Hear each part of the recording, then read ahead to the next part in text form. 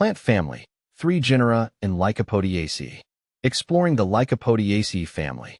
As a plant enthusiast, I've come across a diverse range of families, but the Lycopodiaceae family, commonly known as the club moss family, holds a special fascination for me. The plants in this family are ancient, dating back over 300 million years, which instantly drew me in.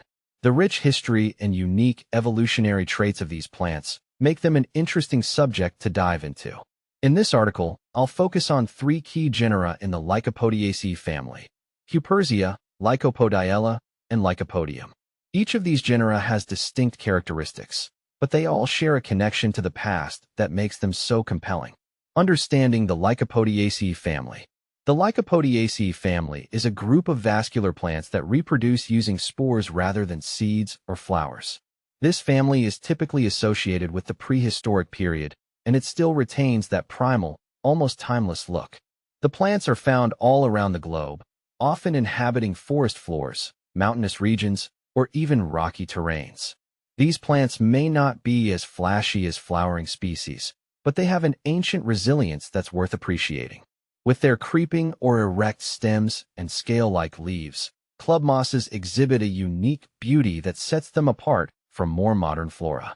They have evolved very little since the Carboniferous period, a testament to their survival in changing environments. Huperzia, the medicinal gem of Lycopodiaceae. 354 species in genus Huperzia. When I first encountered Huperzia, I was drawn to its intriguing structure and growth habits.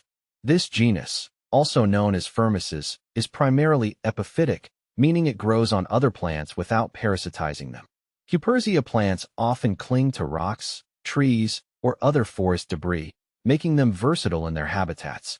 But what really grabbed my attention was the medicinal value of this genus.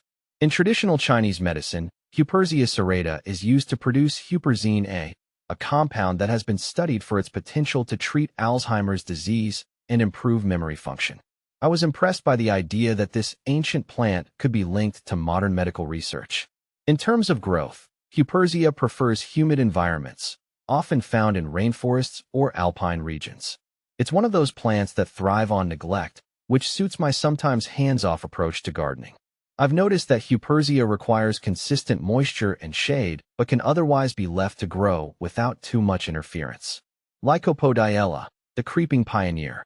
Lycopodiella, often referred to as bog club moss, is another genus within Lycopodiaceae that I find fascinating.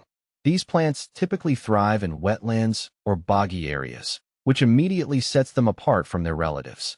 They have creeping stems that spread out to cover the ground, making them an excellent plant for stabilizing soil in moisture-rich environments. What I love about Lycopodiella is its ability to colonize and pioneer new areas. It's a true survivor. When I've seen Lycopodiella in the wild, it's often in places where few other plants can establish themselves. This adaptability makes it a resilient genus. A key characteristic of Lycopodiella is its reliance on symbiotic relationships with fungi, a feature shared by many members of the Lycopodiaceae family. This partnership helps the plant absorb nutrients in nutrient-poor soils, which allows it to thrive in challenging conditions. From a gardener's perspective, this plant is low maintenance but prefers moist environments to flourish. Lycopodium, the iconic club moss. 63 species in genus Lycopodium. When people think of club mosses, they're usually picturing Lycopodium. This genus is the most widely recognized within the Lycopodiaceae family, and it's easy to see why. With its spiky, evergreen leaves and delicate spore-bearing cones, Lycopodium plants resemble miniature versions of ancient trees. One of the standout features of Lycopodium is its ability to spread via creeping rhizomes, which makes it an effective ground cover. I've found Lycopodium growing in shaded forest floors, where it forms dense mats of green that are almost impenetrable. It's a plant that creates its own ecosystem, providing shelter for small insects and maintaining soil moisture. Lycopodium also has a fascinating historical use. The spores of this plant are highly flammable, and they were once used in early photography as flash powder. This was something I found particularly intriguing when researching the genus, as it shows how plants from the past continue to influence our modern world in unexpected ways. From a cultivation standpoint, Lycopodium is relatively easy to grow as long as it has enough moisture and shade. It's an ideal plant for anyone who wants to recreate a forest-like atmosphere in their garden or terrarium. However, it can be slow-growing, so patience is essential if you plan on propagating it. Why Lycopodiaceae captivates me? What I appreciate most about the Lycopodiaceae family is its quiet resilience.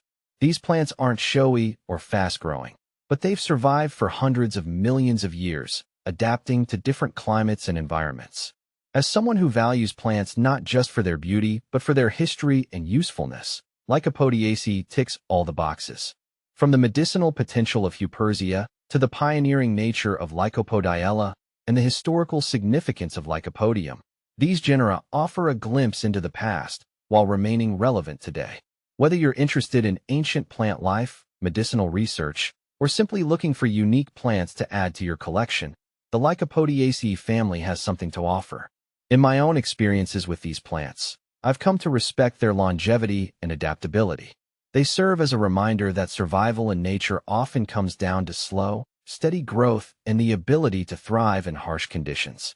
For me, that's what makes the Lycopodiaceae family worth exploring and preserving.